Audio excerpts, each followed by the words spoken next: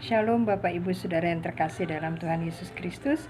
Kembali di dalam ungkapan kata hari ini, dan perenungan firman Tuhan pada pagi ini terambil dari 2 Tawarikh pasal 5 ayat 1. 2 Tawarikh pasal 5 ayat 1. Sebelumnya kita pelajari terlebih dahulu bahwa 2 Tawarikh di sini berbicara tentang bagaimana keberhasilan Salomo membangun bait Allah. Nah, ketika Daud diperintahkan Allah untuk mempersiapkan membangun bait Allah, tetapi sebenarnya bukan Daud yang akan membangun bait Allah, tetapi Salomo anaknya. Di dalam 2 Tawarikh pasal 5 ayat 1 dikatakan, "Maka selesailah segala pekerjaan yang dilakukan Salomo untuk rumah Tuhan." Salomo membangun rumah Tuhan dengan luar biasa. Dan kalau kita membaca dari pasal 1, luar biasa pembangunan rumah Allah yang dibuat oleh Salomo. Nah, kita mau pelajari mengapa Salomo bisa berhasil. Selain daripada memang berkat Tuhan untuk dia, bahwa dia dipercayakan untuk membangun bait Allah. Ternyata ada satu hal yang boleh kita pelajari. Kalau kita lihat ketika Salomo berbicara dengan Tuhan, pada waktu dia akan membangun bait Allah di dalam 2 Tawarikh pasal 1 ayat 10. Ketika itu Salomo tengah berbicara kepada Tuhan, apakah yang harus dilakukan untuk membangun bait Allah tersebut. Tetapi satu hal, doa dan jawaban Salomo. "Berilah sekarang ya Tuhan hikmat dan pengertian, supaya aku dapat keluar dan masuk sebagai pemimpin bangsa ini, sebab siapakah yang dapat menghakimi umat-Mu yang besar ini?"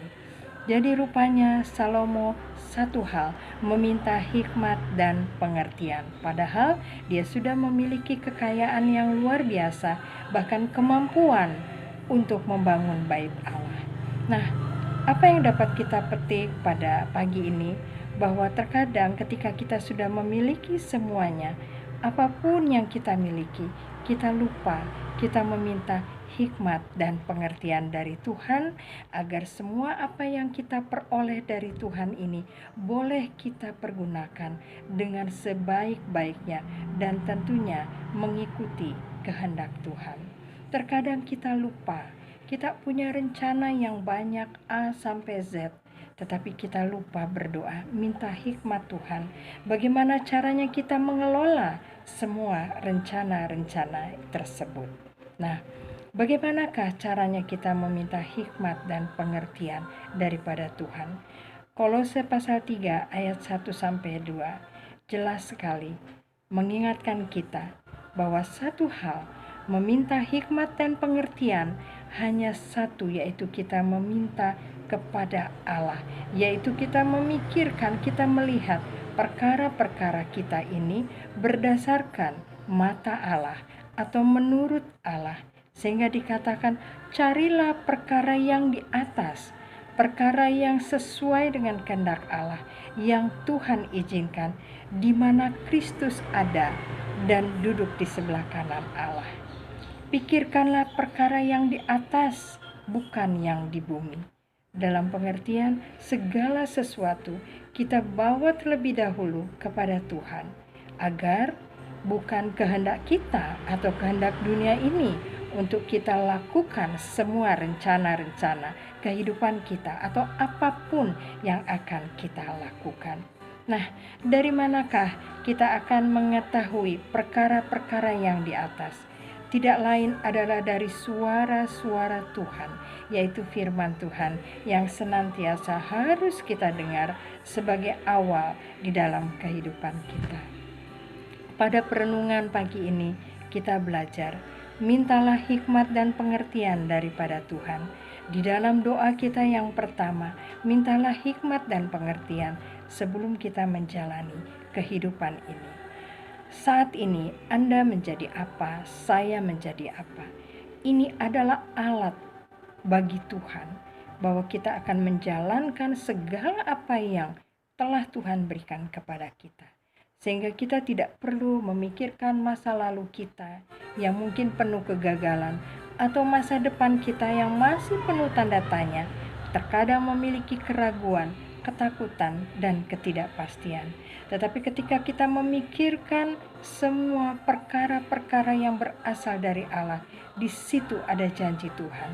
Begitu banyak dalam firman Tuhan yang menjanjikan bahwa kita ini adalah orang-orang yang dipilih Allah dan kita hanya bersandar kepada Tuhan, sehingga Tuhan yang akan memberikan semua yang terbaik menurut Tuhan bagi kita.